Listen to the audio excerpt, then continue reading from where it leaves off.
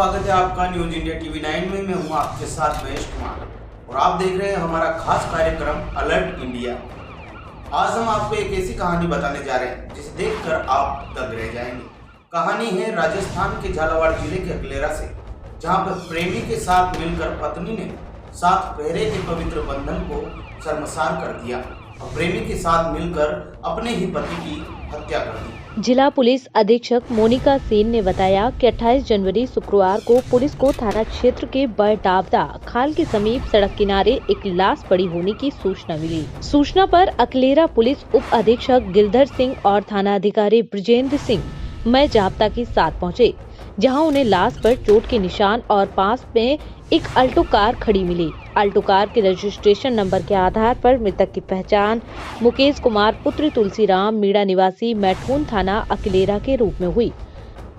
जिसके बाद पुलिस ने मात्र 24 घंटे में ही इस हत्याकांड के मामले का खुलासा कर दिया और प्रेमी के साथ मिलकर हत्या करने वाली पत्नी को व उसके प्रेमी को गिरफ्तार कर लिया। मामले को गंभीरता से लेते हुए तुरंत अनुसंधान कर आरोपी मृतक की पत्नी कविता मीणा एवं उसका प्रेमी तेजराज मीणा पुत्र घासीलाल मीणा निवासी मैठून को गिरफ्तार करने में सफलता अर्जित की।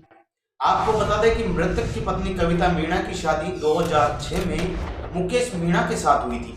वर्ष 2019 में कुछ पारिवारिक बात को लेकर के अनबन हो गई और वो गुस्सा करके अपने पीहर चली गई, जिसके बाद मुकेश मीणा ने दूसरी शादी कर ली। कविता मीणा 4 महीने बाद वापस ससुराल आई।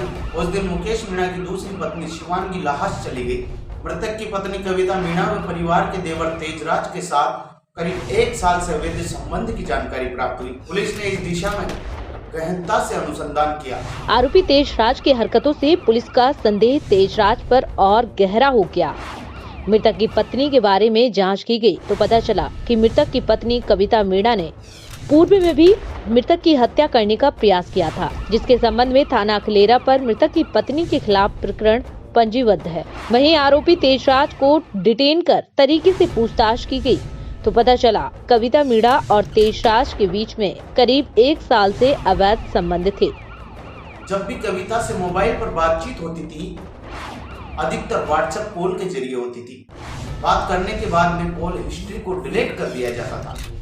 जब भी कविता मीणा अपने प्रेमी को मिलने के लिए बुलाती थी तो अपने पति को नींद की गोलियां खिला देती थी।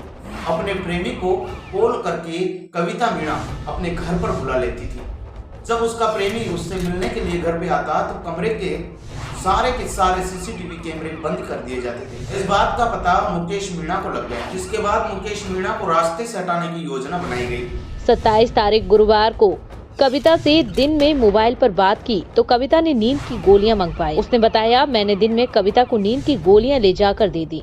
शाम को कविता ने उसके पति को खाने के साथ नींद की गोलियां खिला दी। उसके बाद कॉल आया तो कविता ने पहले से ही कैमरे बंद कर दिए थे। उसके बाद योजना अनुसार हम दोनों ने मिलकर रात के करीब 12 बजे के पश्चात कविता ने उसके साथ हाथ पकड़े और उसका मैंने गला दबा दिया, जिससे मुकेश की मृत्यु हो गई। उसके बाद कविता ने मुझे उसकी पति की कार की चाबी दी और लाश को ठिकाने लगाने के लिए कहा। युवक ने बताया, कविता की सहायता से लाश को कार में डालकर कैमरों से बचते हुए बड़डावदा खाल के पास जाकर लाश को गाड़ी से नीचे पटककर गाड़ी को वहीं छोड़कर पैदल वापस कमरे में चले गए और पुलिस को पता लगने पर भी बाकी गांव वालों के साथ थाने पर आ गए। इसमें अपराधियों को, जो कि उस मृतक की पूर्व पत्नी है, उसको और उसके प्रेमी को इस घटना को मर्डर को अंजाम देने के लिए अरेस्ट किया गया।